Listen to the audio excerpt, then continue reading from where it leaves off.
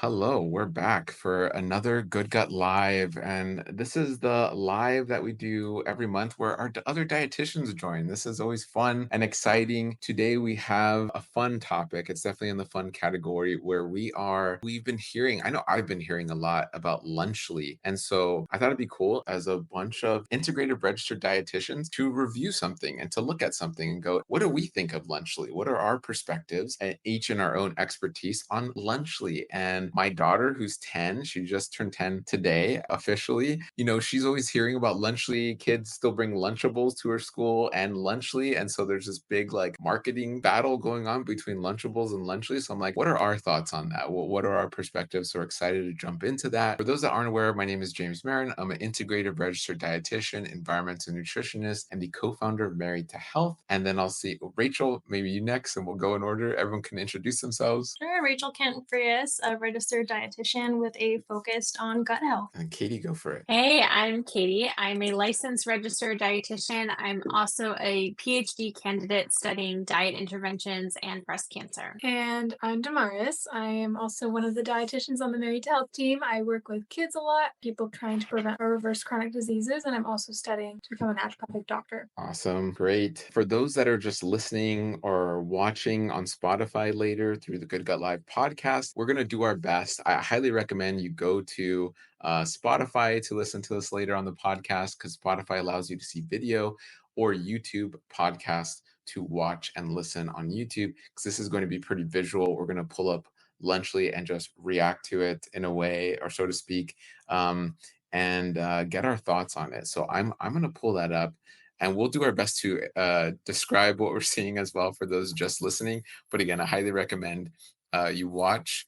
So here is Lunchly. And again, just disclaimer, this isn't medical advice. This isn't dietary advice. We know everyone's in different situations. We are just looking at this. Honestly, for me, the first time looking at this, I'm going to decline the cookies they're going to give me, but this is Lunchly here. It's essentially an upgraded version of Lunchables. I'm old enough. No one else has to say their age, but I'm old enough to remember when Lunchables first came out. I was that generation of kid where it was like, whoa, it was so cool. So this is like nostalgic for me of like, I can only imagine what kids feel looking at this. I think like right off the bat, and please anyone else chime in, like I'm seeing two of the biggest products like in the world, I think, which is Prime and Feastables for like my daughter's generation. And that's what I'm seeing off the bat. For me, it's very nostalgic and I get the excitement. Any comments from you guys right off the bat, or like just I looking at think this? as if I were a kid, I would also note that there's pizza and there are Yeah. snacking foods, and that looks fun. It looks fun with all the bright colors and the primary colors and things like that. It's very eye catching, I feel like, for a child, for sure. Absolutely. And I think, I remember Lunchables as a kid too, and like kind of getting to put all the pieces together was always like a real joy, like Yeah. putting a little puzzle. Hmm. So that's appealing as well. Yeah. Totally agree. Yeah, the marketing is amazing, right? Like it is. It's very epic, red, fast. I mean, it catches my eye. It makes me smile for whatever reason. Like it's weird. Like I'm like, oh, cool. Like it just looks cool. Um, okay, so let's dig a little deeper. Let's see what they have on here. So I guess like yeah, products. Now the big question is, I mean, which one do I want to go for? I guess I'll look at the turkey one because I wanna when I think of Lunchables, this is what I think of, the turkey cheese cracker, right, combo. And so what we're gonna look for, I mean, they are saying some stuff, right? Like here's like the front facing, right? Like 11 grams of protein. Cool. Caffeine free. Feast on fun. Like that's kind of their marketing, right? And they'll say first set, or okay, build your own. And we're kind of looking at the health kind of side, right?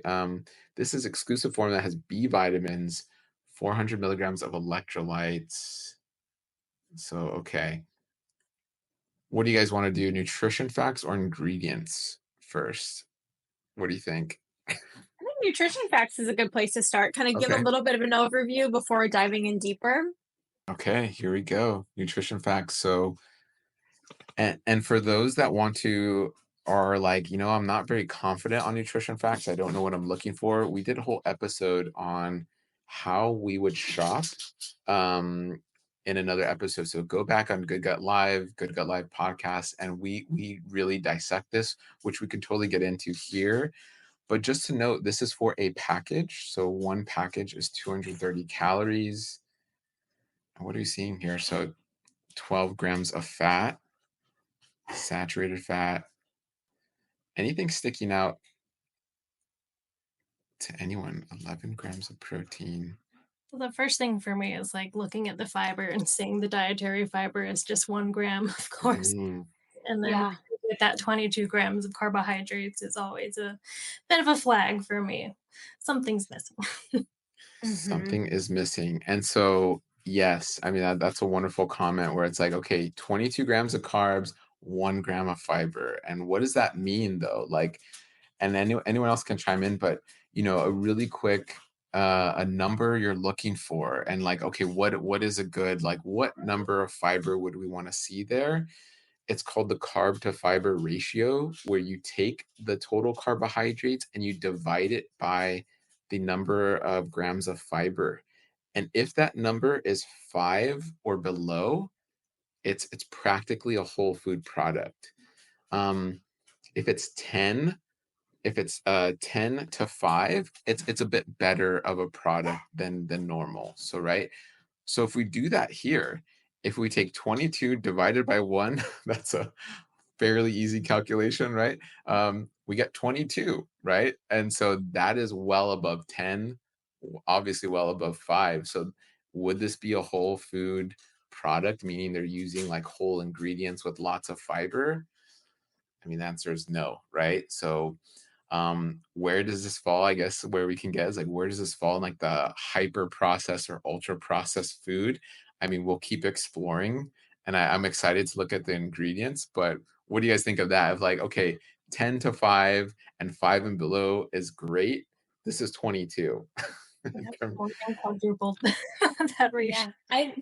I think another thing to consider too, if that might still be a little complicated for some people looking at a Yeah. nutrition label, Mhm. starting at like age 4, and Damaris can speak to this also, fiber needs for kids age 4 and up are really the same that we need for adults, which is for women 25 grams, for men it's higher. And so really, if we just think about like the context of a day for a child or an adult, because adults might be interested in this too, is 1 gram for supposedly a whole meal is very little when we look at the context of an entire day and that fiber recommendation for an entire day. Yeah, and I think it's also interesting to note that kids often have constipation, and that is a common problem parents deal with. And there are multiple factors, of course. One of them being, though, this is that when we don't have enough fiber in our diet, constipation is likely to happen. Um, yeah, there's some other interesting things there too. Go for it. Yeah, we Yeah, can. okay. Yeah, go So when for I'm it. thinking of kids, I'm always thinking of the added sugars because during the first couple of years of life, especially, we want to limit them. So for the first year of life, we don't need added sugars.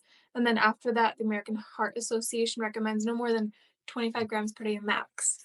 We want to go for the lower end, but here we see that added sugars are about 6 grams. So what that means is that it's not coming from the carbohydrates in the food. This is well, it's not a natural ingredient in the carbohydrates, but it's like you're adding a sweetener to the food. That's what added sugars means.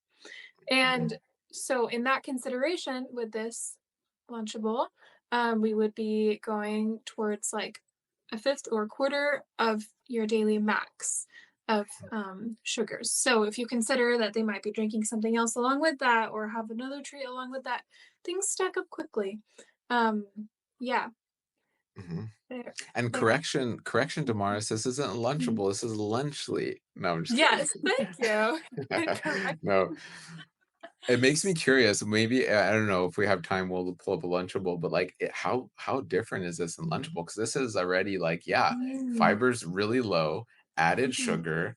Um, So which means, yeah, the sugar's being added. It's not just what's natural and normally in these ingredients. And Mhm. man, yeah, but go ahead. I don't want to interrupt you on anything else you guys are seeing. Yeah, I think I go ahead.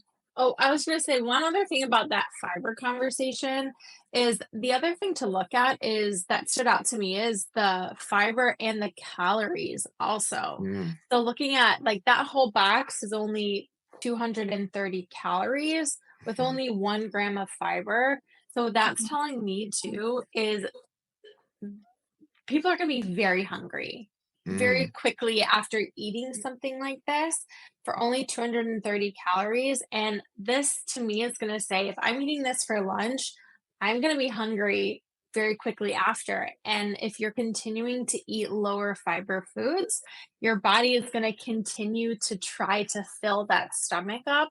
And from a calorie perspective, that frequent snacking and consumption of calories is going to build up potentially. Now we're getting into an over, caloric intake that's higher than what you potentially need, leading to weight gain and kind of that cascading event.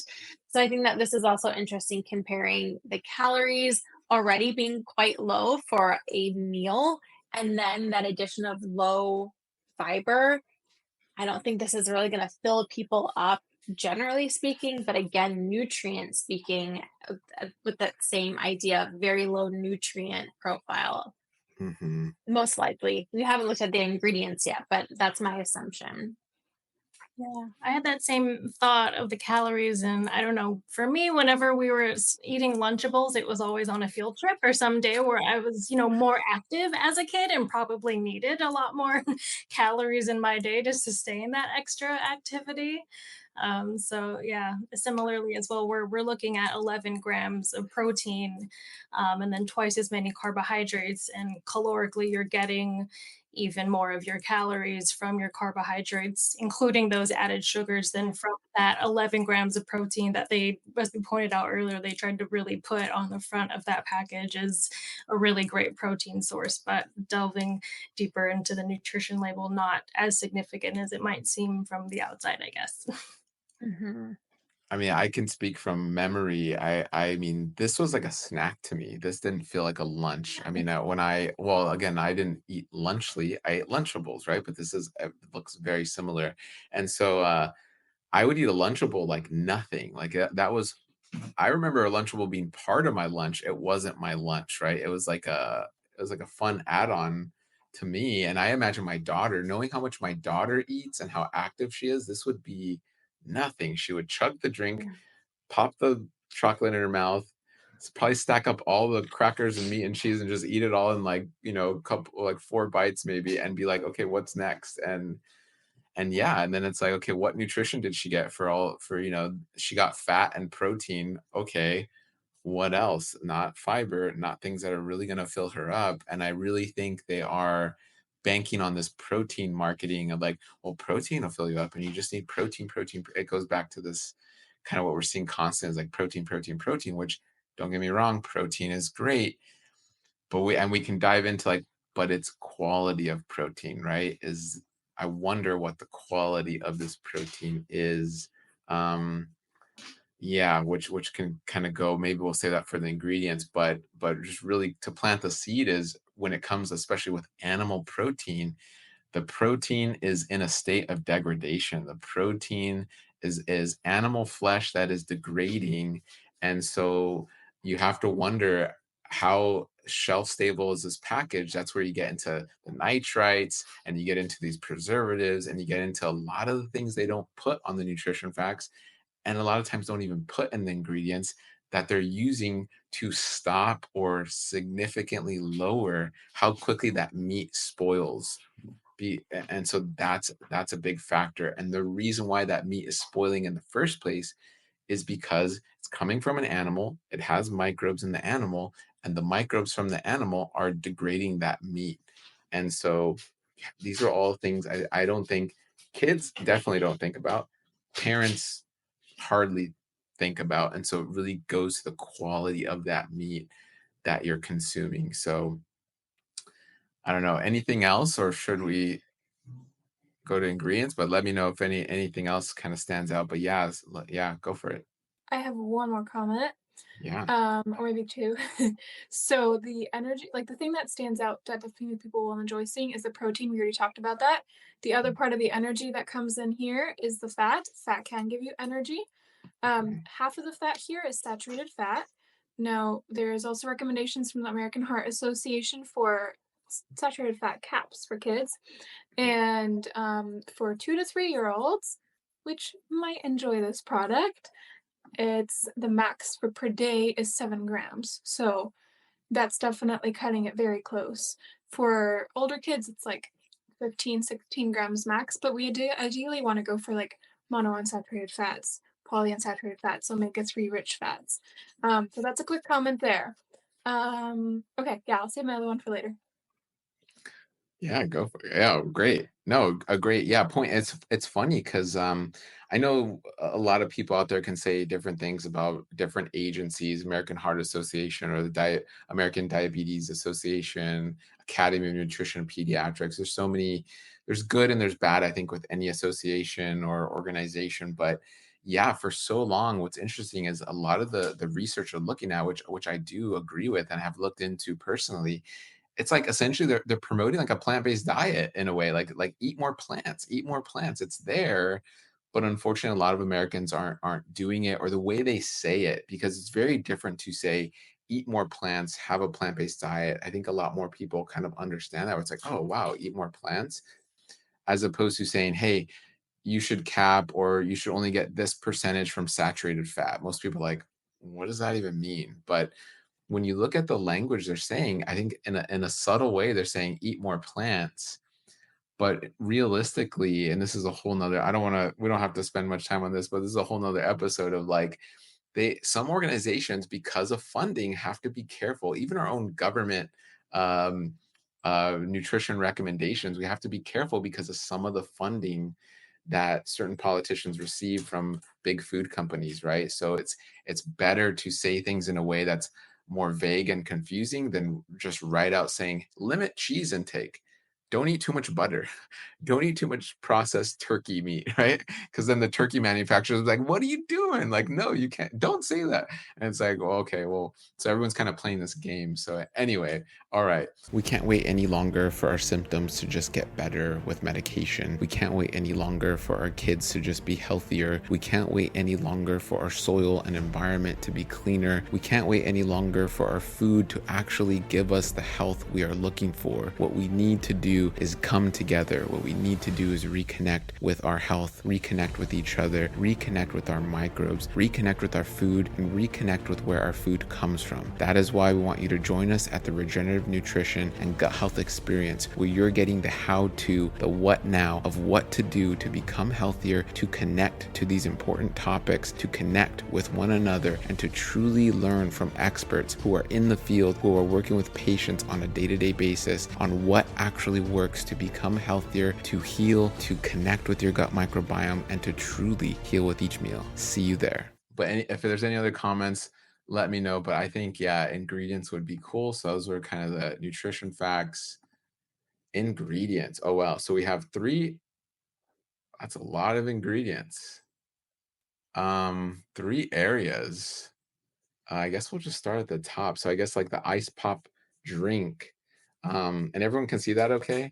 And we'll kind of list them out. So it's quite a bit of ingredients, and we have ice pop drink, oven roasted turkey, crackers, cheddar cheese, milk chocolate bar. Okay. So yeah, ice pop drink. I mean, feel free, anyone who feels called or yeah, very interesting. I'm just looking at some of it here. And I guess I'll read it for those listening. So ice pop drink, water, citric acid, dipotassium phosphate, natural flavors, sucralose, isoflame potassium, gum arabic, ester gum, D-alpha tocopherol acetate, which is vitamin E, pyridoxine hydrochloride. I'm even having a little bit of trouble. Retinol palmitate, cyanocobalamin. So some of these sound scary, but they are vitamins, right? Added vitamins. However, there is a difference, I will say, between synthetic vitamins and naturally occurring vitamins.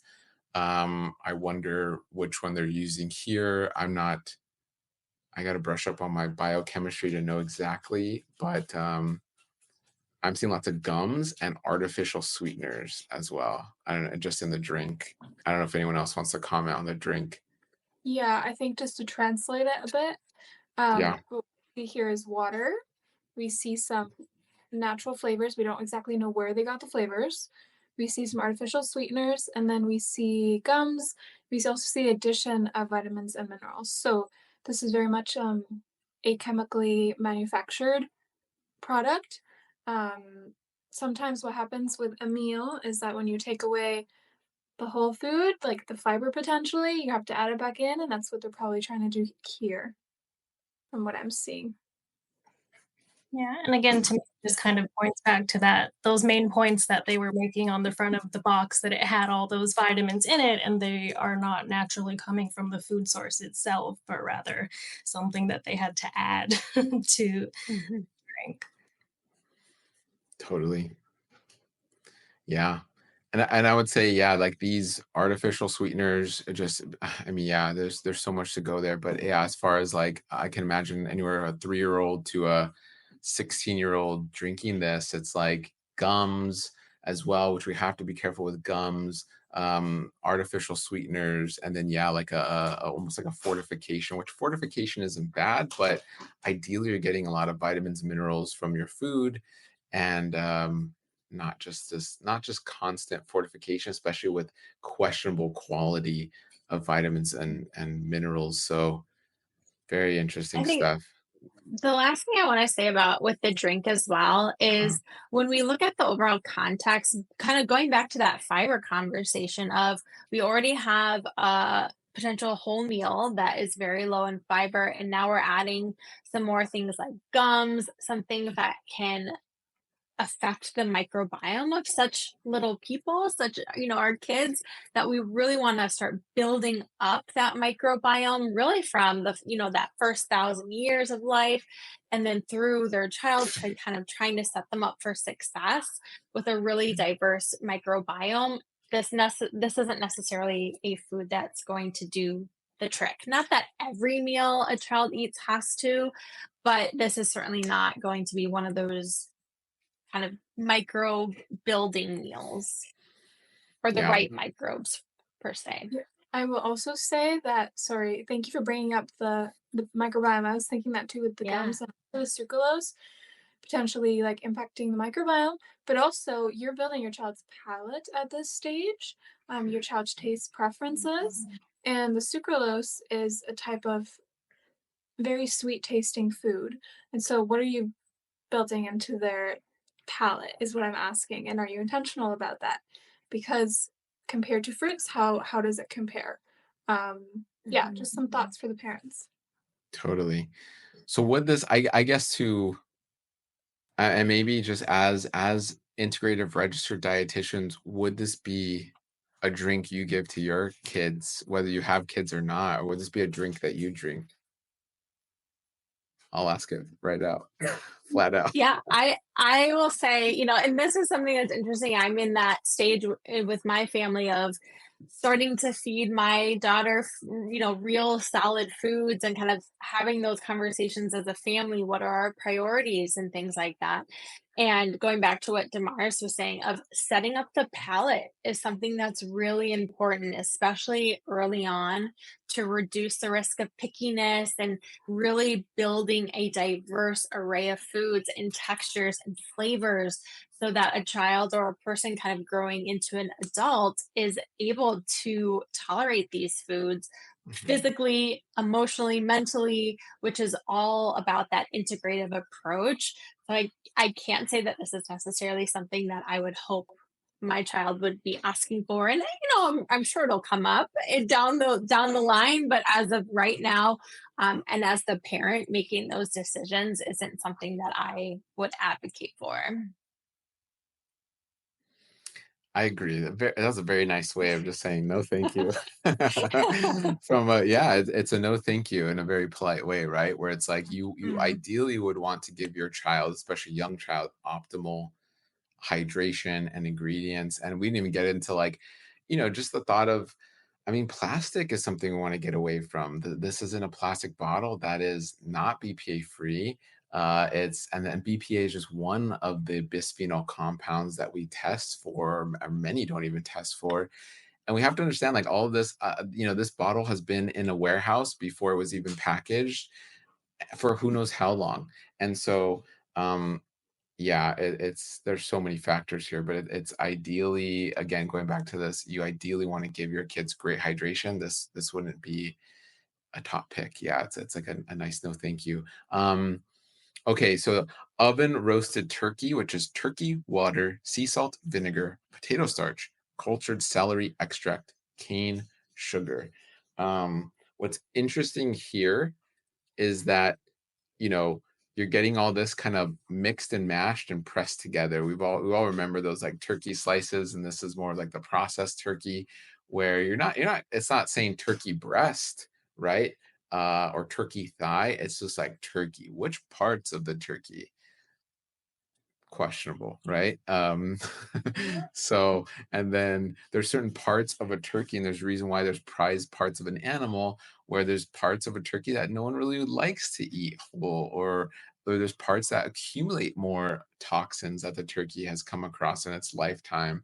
And are those parts being ground up and given to your kids? Probably. What we know from food processing and meat manufacturers is like when it doesn't look like the actual turkey breast and it's ground up into a hot dog or into some type of other processed meat, it's usually the parts no one wants, right? So unless it's saying 100% turkey breast, it's not 100% turkey breast, right? So yeah, I don't know if anyone has thought. That's my initial thoughts, but I don't know if anyone else wants to comment on that. Yeah, same. Just where you expect to just see the ingredient for turkey to be turkey, but it's more than five ingredients for turkey slice. So there's a lot of ingredients to make that turkey slice. Right. And Yeah, then I go ahead, don't know if Damaris. they're gonna go into this yet, but how are they preserving that? What's the microbe situation going on? Yeah. Right. And we know it has, so vinegar could be, but I think vinegar is more for flavor, and technically there are loopholes, especially with Gras. So Gras is generally recognized as safe. So when it comes to preservatives and additives, so unless, which I did not see, and we can go back and look, where it'll say preservative additive free or only made with natural preservatives and additives. I didn't see that. So I don't think that.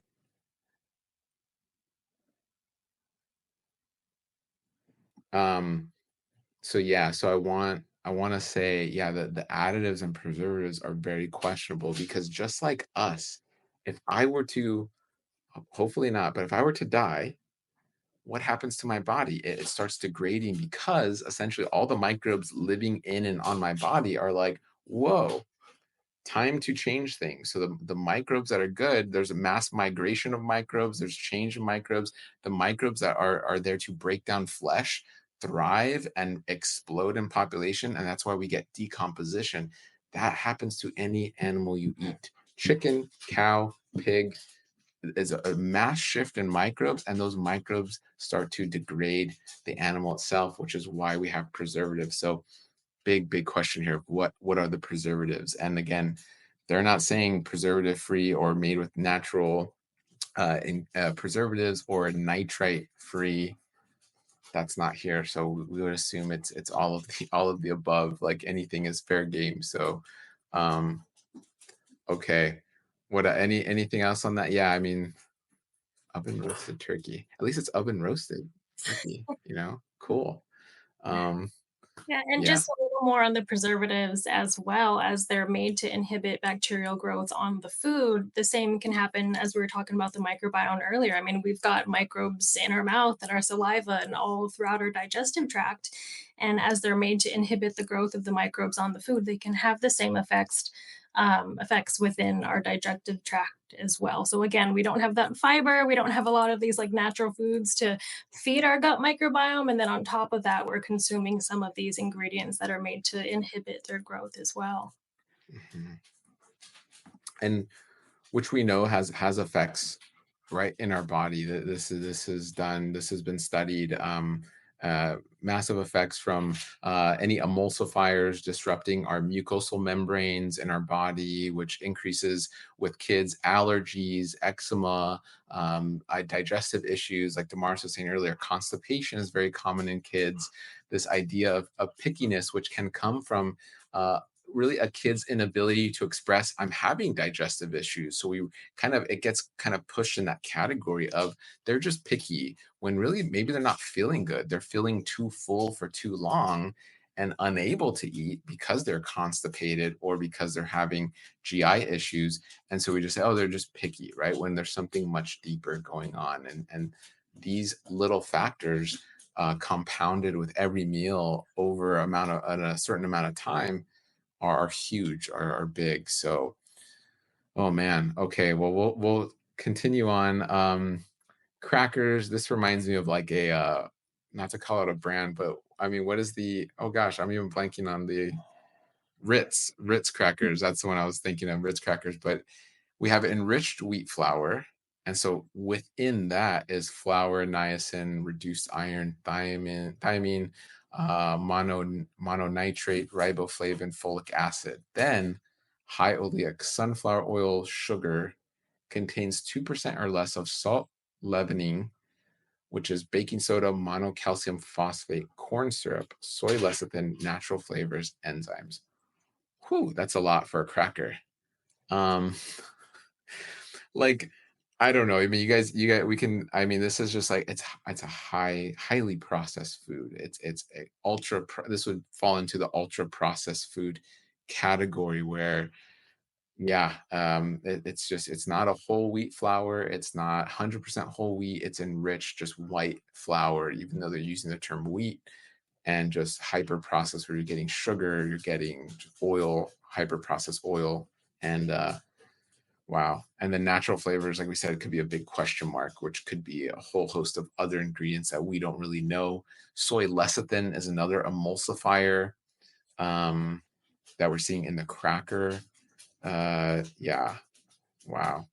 Not a Yeah. cracker I would And this is the like. part of the cracker, like the part of the meal that's like the energy, because this is the carbohydrate part. And trying to understand the type of energy that it's going to give the child. We already talked about this a little bit, but because it's not a whole food, there's not much fiber in it, and the addition of sugar here as well is going to give just a quick burst of energy, and then that's it. So your child might go hungry after probably 20, 30 minutes.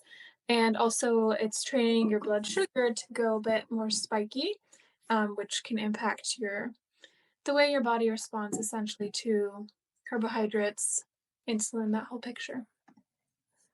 Yeah, I think so far, jumping ahead a bit too, I think it's like 4 out of 5 ingredients have, or 5 of the components of the meal so far just have a lot of those added sugars in there. In interesting places too, like the turkey and crackers. So, in my opinion, I guess. Yeah. Yeah, same. Like, yeah, the turkey had it, the cracker, and then I mean cheese. I mean, who knows? Eventually they'll start adding sugar to cheese, but and then you get an actual chocolate bar, which is the candy, which is mostly sugar. Which the second ingredient is essentially sugar because the milk chocolate has sugar. I'm jumping a little ahead, but yeah, the milk chocolate is essentially sugar in the first ingredient. That's actually really tricky to kind of jump ahead in the milk chocolate bar. Milk chocolate is technically the first ingredient, but the first ingredient of the milk chocolate is sugar. So is like technically the first ingredient is sugar of the chocolate before actual chocolate. So that is a sneaky way to get around saying, hey, milk chocolate bar, first ingredient is sugar, sugar, right? Um, and oddly enough, where is the unsweetened chocolate? So the actual like chocolate is the one, two, three, fourth ingredient of a chocolate bar. Interesting. So yeah, so I don't know. So yeah, that's very interesting. So you're getting on top of the added sugar, just straight up sugar in the chocolate bar. And then, I mean, we can talk about cheese. Just, I mean, we have another episode on dairy as well. So go back and see that. But with cheese, so many kids are lactose intolerant. So many kids have issues digesting cheese where it hurts their stomach. Cheese has also been found to be somewhat addictive because of the casein proteins and the way they interact with the body. Um, and cheese, what is cheese? I mean, this is probably a bulk of the saturated fat that can loosen sphincters in the body, can cause reflux. Many kids have silent reflux that parents aren't aware of, which can cause tooth decay. It can cause inflammation in the body. This opens kids up to more allergies, food allergies, environmental allergies.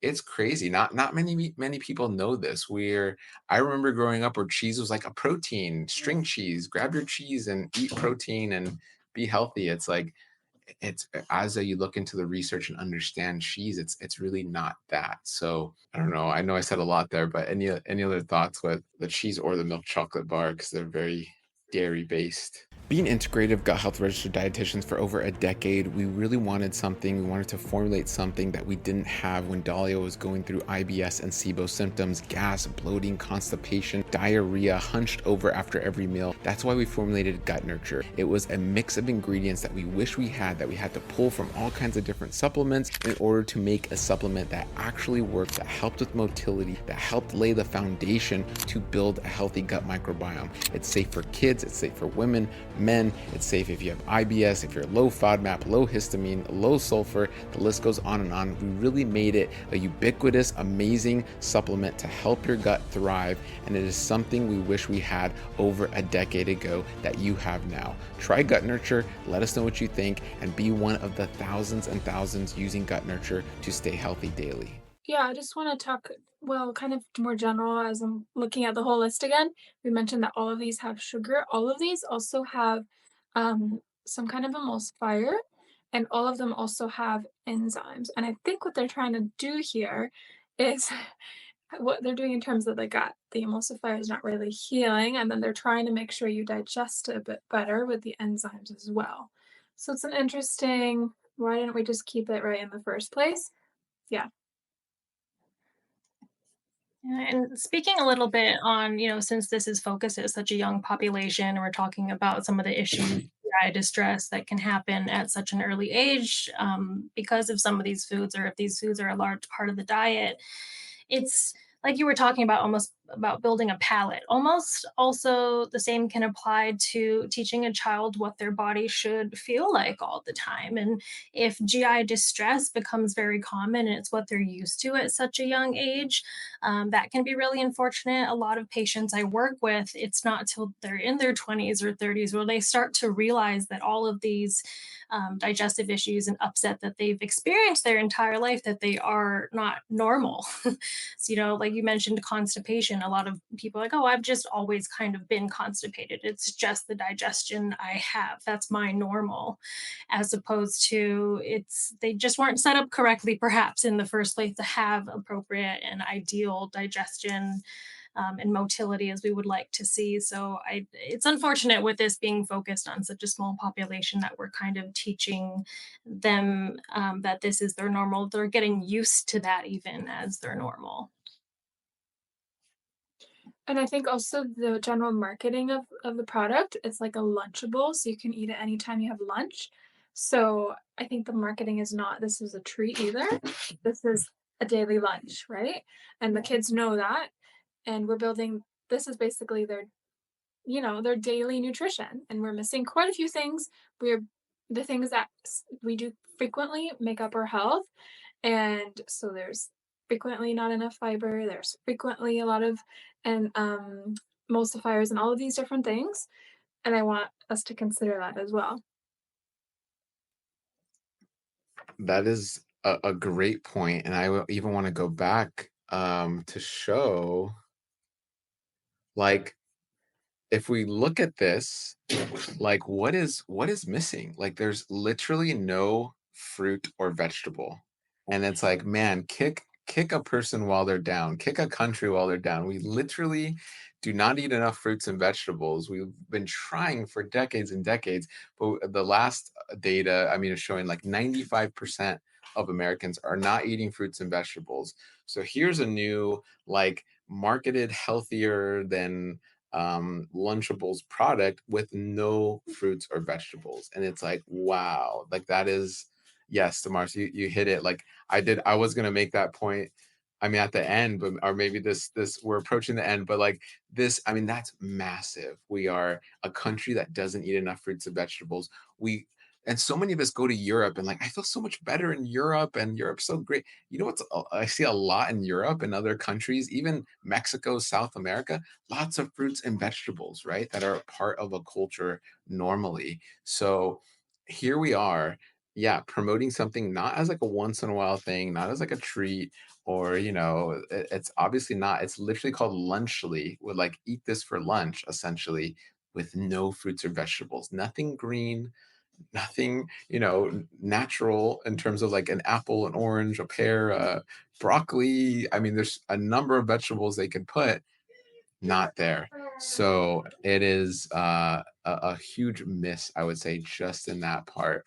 And to say this is healthier than, I mean, it's like saying I'm faster than my 3-year old cousin, right? It's like, yeah, that's true. And I don't know if you want to brag about that, right? So Lunchly being, we're healthier than Lunchables. It's like me saying I'm faster than my 3-year old cousin. It's like, okay, that's true, I guess, but the comparison is just, it's so mismatched and it's just missing so much. So Thank you totally. for pointing that out because that's what I was thinking of, for the nutrition facts situation and the ingredients.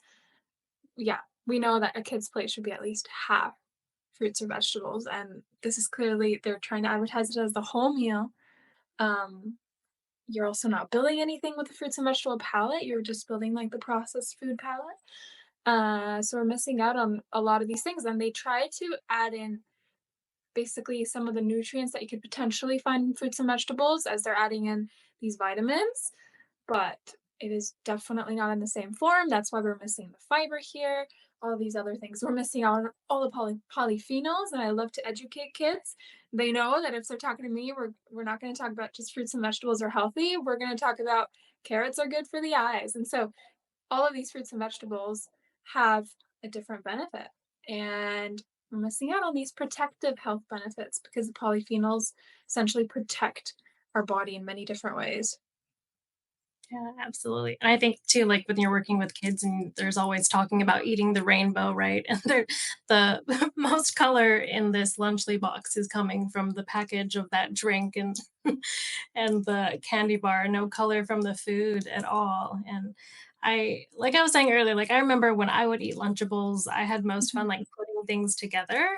mhm. And I felt like it was an unfortunate missed opportunity, or perhaps this is another opportunity for someone to take. But I felt like, you could do like a nice veggie taco or a burrito. It's still something that a kid can have fun kind of piecing together, but you can get more of those whole foods in there with vegetables and legumes and beans and things like that. So I think there can be a healthier option of this packable to go build a lunch kind of Totally. situation. Yeah. And so I guess like the question is, what can parents do then instead of this? Because what's nice about this in a parent's perspective is it's ready to go, it's already packaged. I'm just gonna have to buy it and then send it with them essentially. So we're just talking about what can a parent do instead of this because this package is ready to go.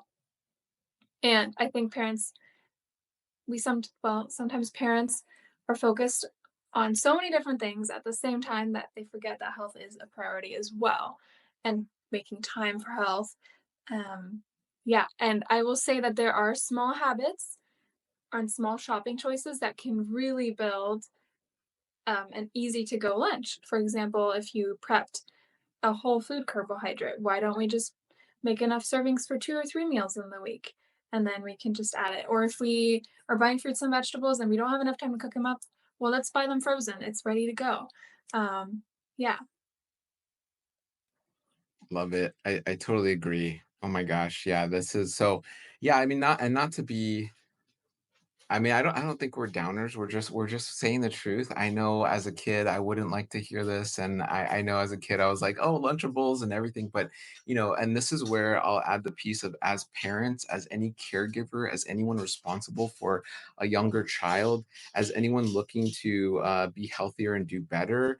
It's part of the job to learn, to grow, to guide. I mean, that's literally part of your job as a parent, as a caregiver, as even us, our job as health professionals, educating and working with parents and kids, where we just are these guides, right? We are educating and giving this constructive education to help you make better choices, right? And people can take it or leave it, but that's not, we're not going to sit here and pretend and be like, oh yeah, this is great, this can work for lunch, and oh yeah, I mean, there's so many options out there. I mean, it would be a whole nother hour to get into all the other options, but there's other wonderful options. There's even other easy to pack lunches that are healthier with better quality ingredients that clearly say nitrate free or even non GMO and just have better quality ingredients. So it's looking at the ingredients, it's looking at, okay, what do I want to give my child? And please, if you take away nothing else, have it be some sort of fruit and vegetable as well that you're packing with. If you are going to do animal protein or plant protein and a healthy carbohydrate, great. And just have it be balanced and well-rounded, which is so key, and not get caught up in. I totally get it. Probably the kids are saying, "Mom, Dad, please," or "Grandma, Grandpa, please buy this for me," and they're seeing it everywhere on YouTube and ads and Snapchat and TikTok. The list goes on and on. But ensuring that you stay strong as the caregiver, as the parent, and just going, hey, maybe once in a while, but for lunch every day, I'm going to do my best to pack you something amazing for your health. And I think that is so, so important. Um, so, yeah, so I think very cool. I think let us know, for those watching later on, if you couldn't make it live and you're listening or watching, comment down below if you like these reviews, if you like us to really dissect, if there's a product you're interested in or your kids are maybe begging you for, asking you about, and wanting you to buy them, if you want dietitians to take a look and review it. But this was kind of a nice change up, just looking at Lunchly, because I've been hearing so much about it. And if there's parting words or maybe in summary, I mean, please feel free, anyone answer, but I would say there's better options out there. It's worth it to keep exploring. This is not an everyday lunch, in my opinion. I don't know if anyone else wants to add to that or say. Yeah, I think we have to consider the big context, right? A lunch is something the kid is gonna have every day. What am I providing? What am I building? What am I doing as far as their gut? What am I doing as far as protecting their future health and helping their palate? So yeah, those daily choices do stack up. And and also, parents, if you're not educated, if you're not sure about these things, sometimes we need to ask for help. Where's the guidance coming from? Do I know the things I'm teaching my child, or am I just doing what I did as a child? Yeah. Yeah, I would say, and if you are in a situation, maybe you're running late and you forgot your kid had a field trip today, and you have to go to the store, and they're begging you for that lunchly, and you do get that lunchly. Buy a package of pre-cut carrots and cucumbers and perhaps bell peppers and an apple, something that they, again, back to those plants. At least try to add some of that, those high quality foods. Get some of that fiber in there. Get some of those vitamins and nutrients that aren't necessarily added in, a synthetic form, but add to it rather than solely relying on that lunchly box. Love it. Well, thank you all so much. And for those watching and those watching later on, comment down below if you have any questions, comments, or products or topics you want to hear next on Good Gut Live. Remember, Fridays you can watch Good Gut Live to interact. If not, you will catch a edited version on our Good Gut Live podcast wherever you listen to podcasts. We're so thankful to have our dietitians. You see some trickled away, which is fine. They have patients to see and other things to do today. But we always love getting together with our dietitians, talking on topics and real world advice with real world research. So thank you guys for being here. And as always, feel with each meal, heal with each meal. And until next time, we will talk to you later on Good Gut Live. Bye, everybody.